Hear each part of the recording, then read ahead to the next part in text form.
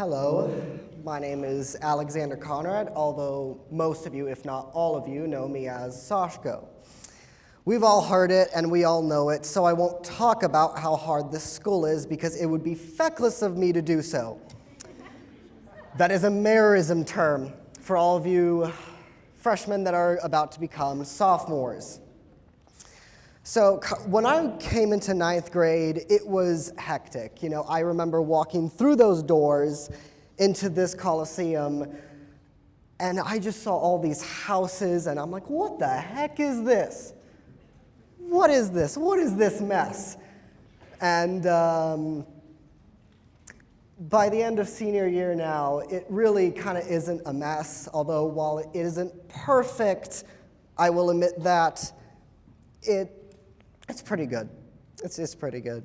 Sophomore year was much more chiller because you have Tullius. Yep, Julius. But we don't talk about junior year. We don't talk about junior year except during my time for Anastasia and Mr. D's terrifying performance of the yellow wallpaper. I still have nightmares to this day. But luckily, AST was able to help me through this, and during my time with Anastasia, I met lots of new friends, had a bunch of funny moments, and it was an excellent show. By the way, see Joseph. It's going to be amazing. So, while I can't name every single funny and exciting moment here at Liberty, I will just narrow it down with the limited time that I have. Thank you to Mr. D and Mr. Tullius and Renstrom for finding my passion in writing. Thank you to Dr. Penning and Mr. Mayer for finding my love for history. It's one of the reasons why I'm taking AP Art History. Go take it, it's amazing. And then Seipel and Salazar, well, these two are fantastic. They are absolutely phenomenal teachers who helped me just explore my way through the art world. However, during my time with Anastasia, I actually took up a job at Boss Blue, and I did the School for Lies. Thank you to those of you who went. And I played these two French butlers named Basque and Dubois. However, the reason why I'm bringing these two up in particular is because one of the actors named Frank said something very interesting to me while we were backstage. Well, playing Frank was fun and an interesting role, but now it is time to hang him up back on the rack and see what other roles await me. This reminded me of the other characters that I have played through countless years and countless shows, including my drunk role in Anastasia. But it got me thinking, roles are just like coats. When you're done with one character, you hang them up, and then you proceed to put on another coat for another character. So thank you, Dubois and Basque. Those crazy French butlers. Am I ready to leave my coat here at LCHS behind? Am I feeling prepared for my next role? The answer to that is, it depends. Yes, I'm excited to go off to college, but I don't know which coat I'm going to take up next. Your journey through Liberty is like a mountain, and you never know where it's going to take you.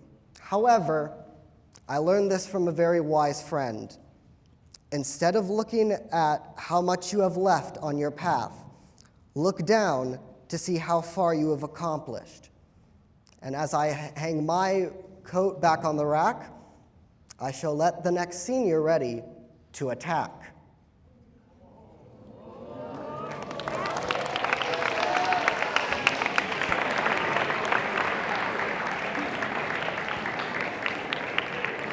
You're good. Hi, my name is Jillian Jackson, and I have been at Liberty for 5 years. When I was thinking about what I wanted to say today, I thought specifically about what would have been most helpful for me to hear when I was a middle schooler, freshman, sophomore, and junior. So I have a little piece of advice for each of you. Middle schoolers, this is not really advice, but more of a reminder. Don't be afraid to ask for help, whether that's for school or other things. There are so many amazing adults here who are trustworthy and truly care. I can assume a lot of you are dealing with more than someone could see from the surface, and I believe that communicating that is important. I just want to say that you are loved and valued by your teachers, peers, and I.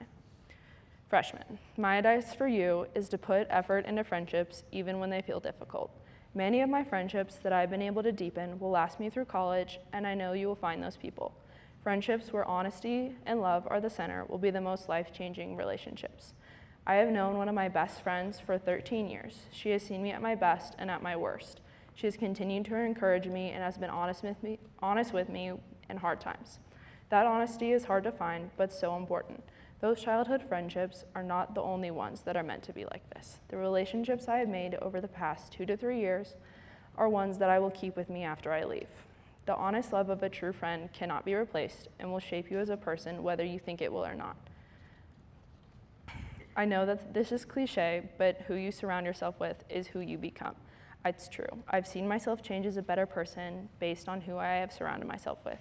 I encourage you to build those relationships with people who will be honest with you in a loving way. Sophomores, my piece of advice for you is to find things outside of school that you love. Life can often feel like it revolves around school when it does not need to. This is especially important next year when you might not have any time, but you might as well find those things now. Try that sport you think would be fun. It probably is. I'm sad that I didn't join the swim team until this year because it's been such a transformative experience, both physically and mentally. If faith is a big part of your life like it is mine, dig into a ministry. Try to root yourself in a group of good people who will encourage you when school feels like too much. Sophomore year is when I worked hard to root myself in my faith and truly find my identity in Christ instead of what people said or how I perform in school. This intentionality in my sophomore year really benefited me in my junior year because I had built up this strong foundation in who I am, and I had a place where I could focus on something more important than school and take a breath. I encourage you to find that place of peace where true rest can be found. Juniors, I know you guys have 1 year left, but that means you have lots of due dates and deadlines both at school and for colleges. I have 2 pieces of advice for you. One is that you can find the sweetest friendships in unlikely places. I know the underclassmen can seem wild, but they truly have big hearts and a desire to be your friend. Adeline, Evie, Murray, Maya, and Scarlett, some of the freshmen on the swim team, have become some of my closest friends. These girls and many others have encouraged me to work harder than I thought I physically could, while also making me laugh and feel loved. I have every intention of keeping these friendships even when I no longer live here. I encourage you to not overlook the underclassmen. They are truly wonderful people. Now, I've talked a lot about friendship, so here's something I learned that's different. I know many of you feel like you have no idea where the next year or 2 will take you. Second semester of my junior year, I thought I was going to be an outdoor recreation major. Business was not on my mind at all. But through the guidance of my dad and Mr. Reynolds, I was able to find that I really love economics. This led me to changing my major to business, and I'm still minoring in outdoor rec. I would encourage you to talk to teachers and parents about your interests. Take that class you think you might not like. You never know what you might fall in love with. Juniors, you don't need to know your life plan yet. You have time to explore interests and find something you can see yourself loving. Finally, seniors, we are so close to being done. I cannot wait to see where the next year takes each and every one of you because I know you will all do great things. To summarize, if there's anything that the last 5 years have taught me, it is that intentional and strong friendships are important to your own personal growth, and finding things that bring you joy help relieve the stress that school brings. Thank you.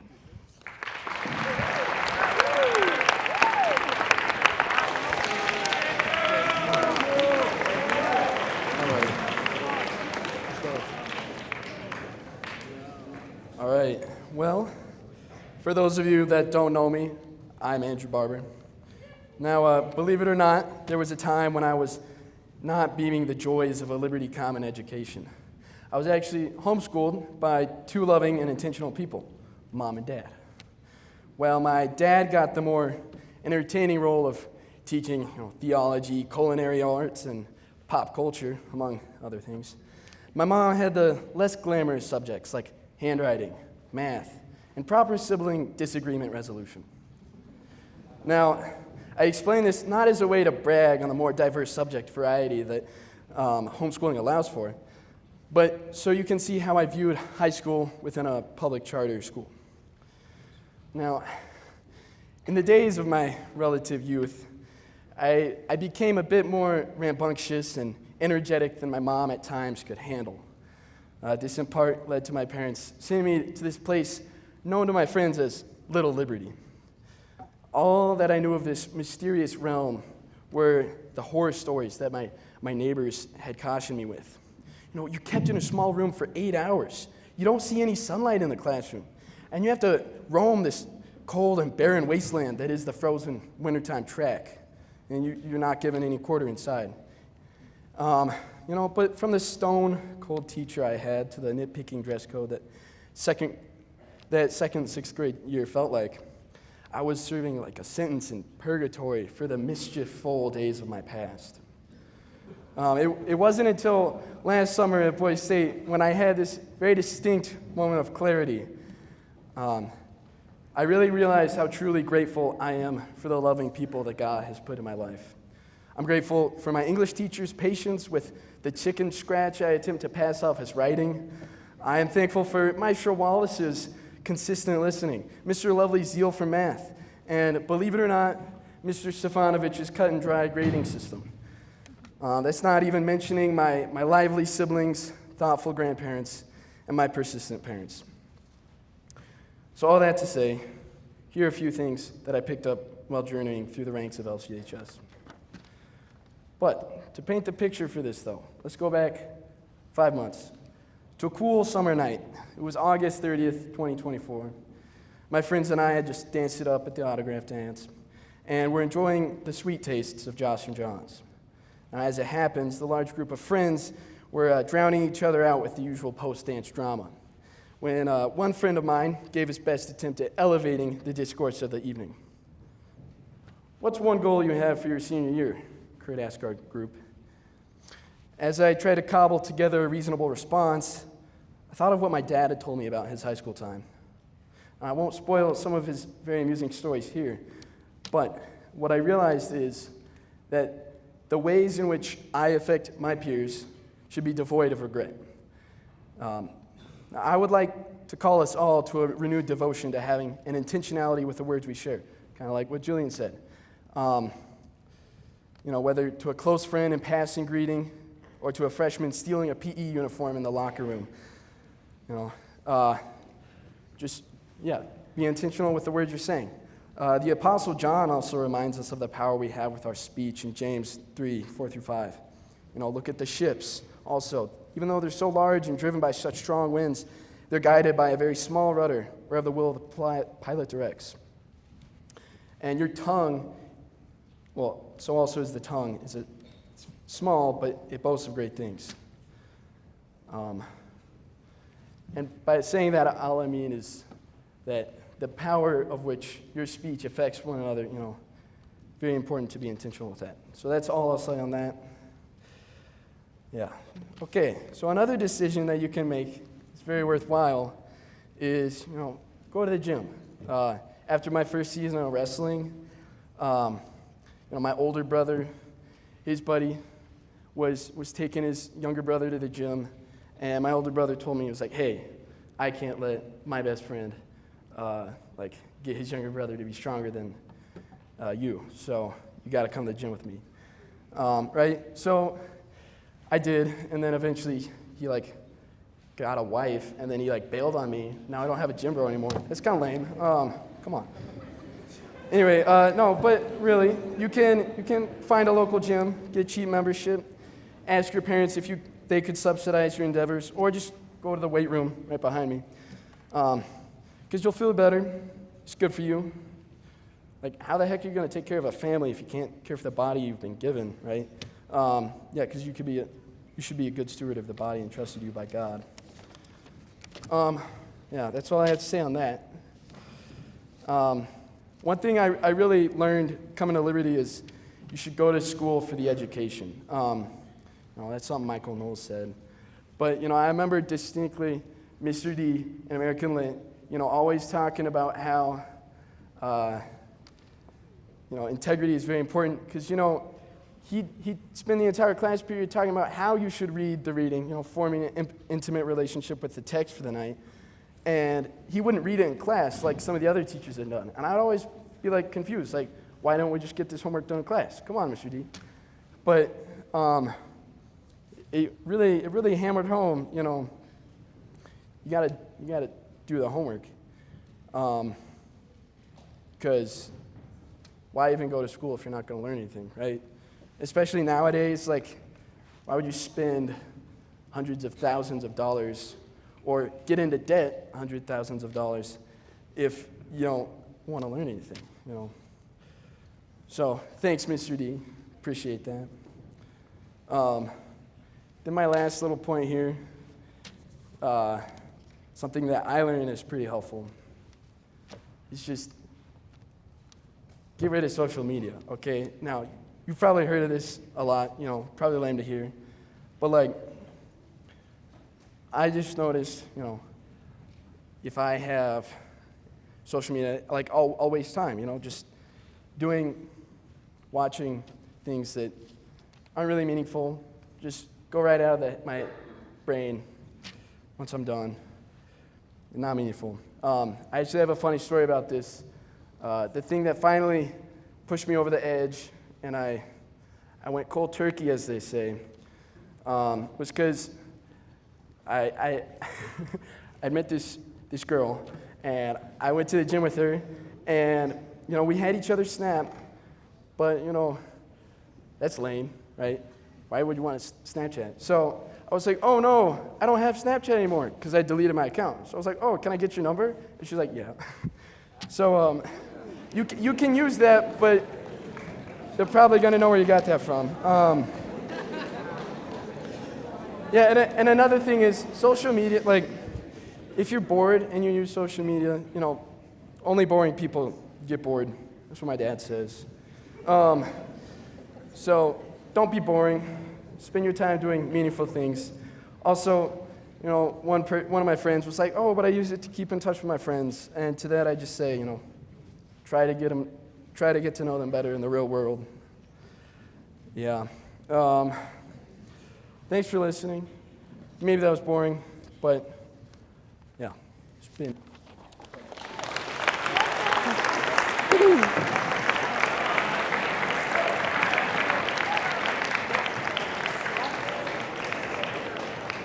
Hi, everybody. My name is Elana Macy, and I've been at Liberty for 4 years, which also means I've heard 3 senior speakouts. When I was asked to be a speaker today, I was so excited. But then I thought back and I remembered how it felt to be waiting out there for these speeches to be over. In all honesty, when I think back, I don't remember a single speech. Except one. So I wrote my speech, and I wanted to make this memorable but real and vulnerable, because I've been where you are at some point. I'm a student, an athlete, a musician, a friend, a sister, and a daughter, and I know that high school is hard. Sports are hard. Academics are really hard. Pursuing what you really love is hard. So with that, let me tell you the one thing I do remember from the one senior speak out I heard 2 years ago. Abby Tate came up here and said something along these lines. School is hard, and I've found that sometimes you just need to drive 90 miles an hour down a dirt road with your windows down, blaring your music. Now, I can't really condone this behavior, but as I sat in those bleachers 2 years ago, having freshly gotten my driver's license, I thought, man, I have to try that. Although I haven't been able to drive 90 down a dirt road yet, I have been able to blare my music with my windows down. And let me tell you, music is the best way to decompress and understand your emotions. And it's a great way to relate to others. So that's exactly what I'm going to do today.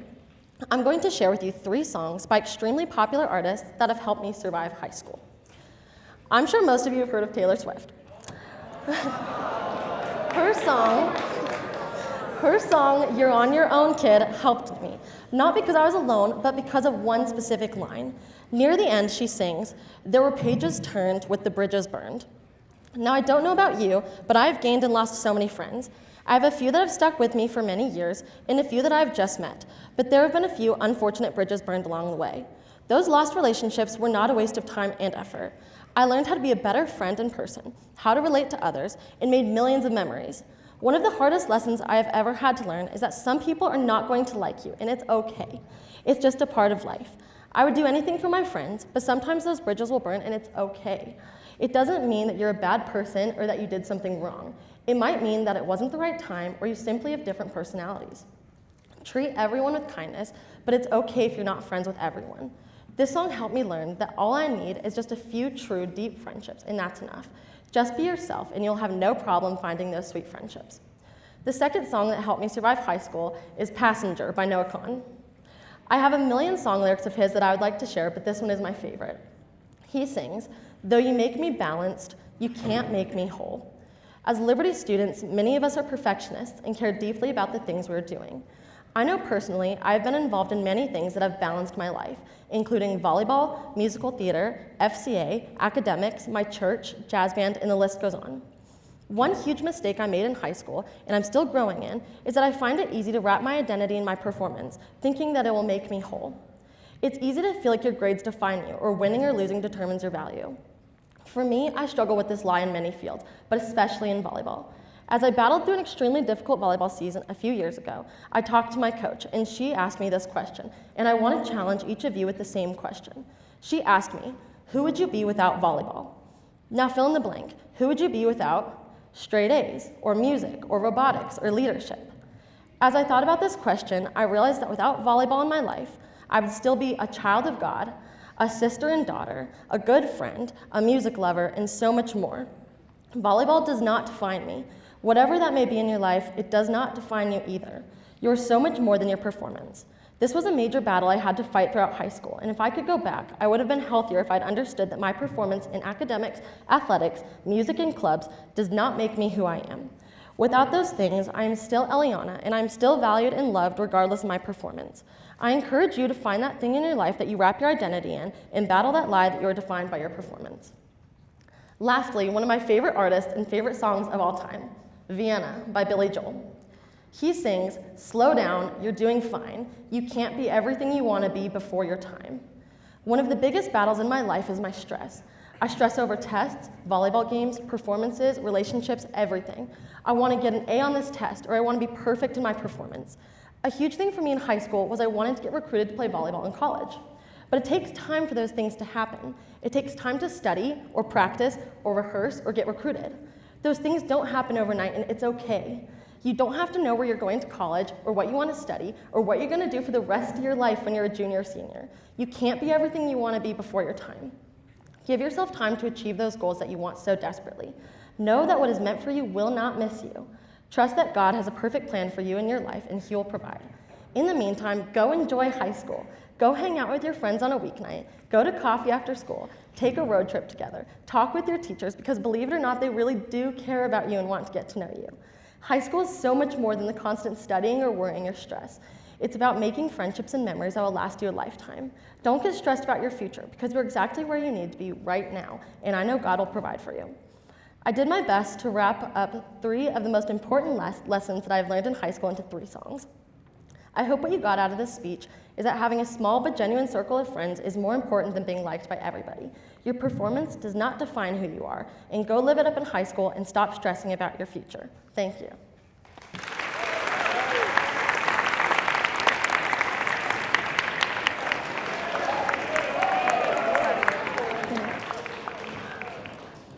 All right, I hope you will all be glad to know that I finished revising this speech last period in true Liberty fashion. Don't worry, it's still good, but had to do it the right way. All right, and Mr. Reynolds told me I had 5 minutes, and then I came in and he's like, well, you have until the end of the period, so I guess that's 5 minutes now. We're right on time.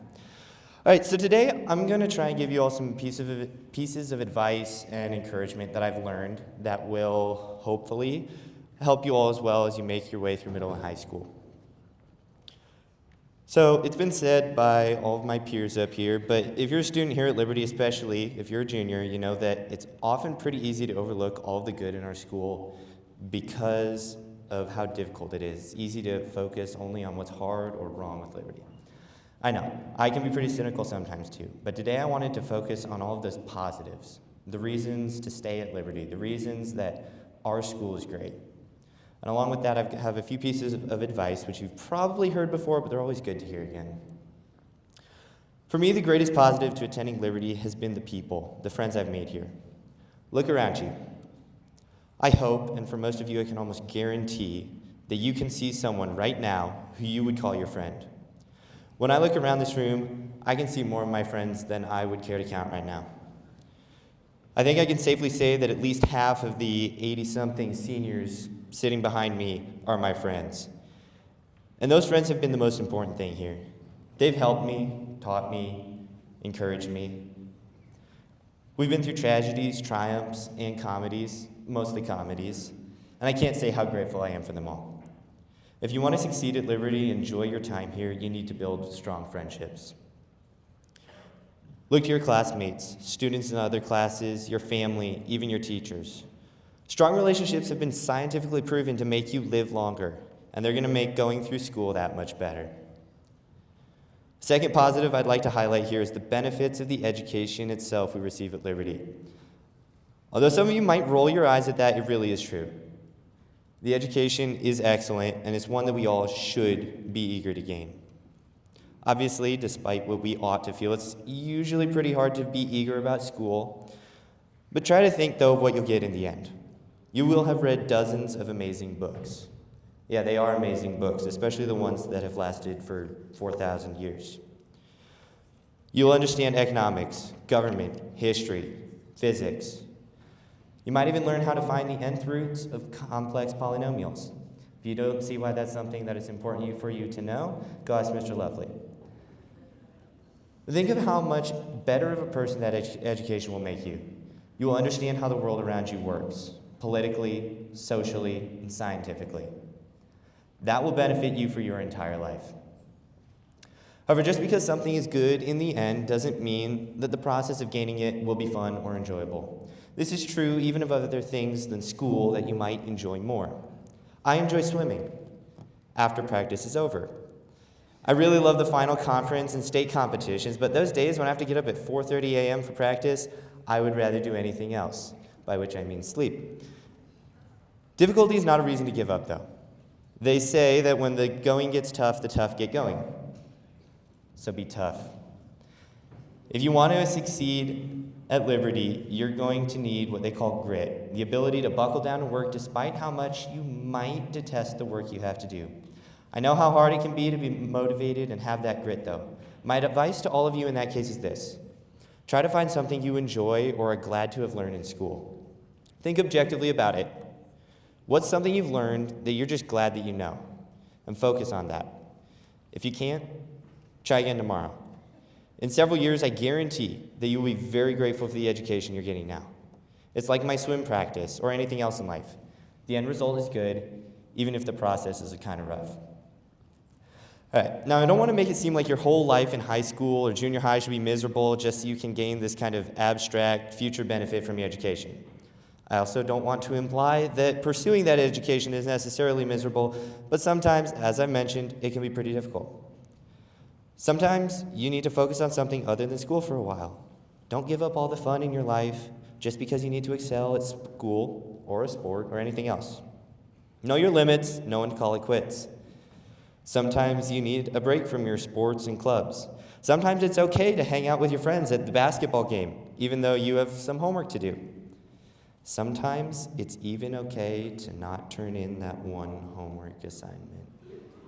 Please don't expel me. Does that mean you can just blow off school? No, absolutely not. School still matters. We all need to try to excel at Liberty, but it can be quite difficult, and it's not worth sacrificing all your sanity or happiness, just some of it. Despite the difficulties and problems we may encounter at Liberty, we attend a great school. We really do. Don't forget that. If you want to succeed here, remember these 4 pieces of advice. Work hard, appreciate what you're learning, build strong friendships, and don't forget to have fun. Thank you.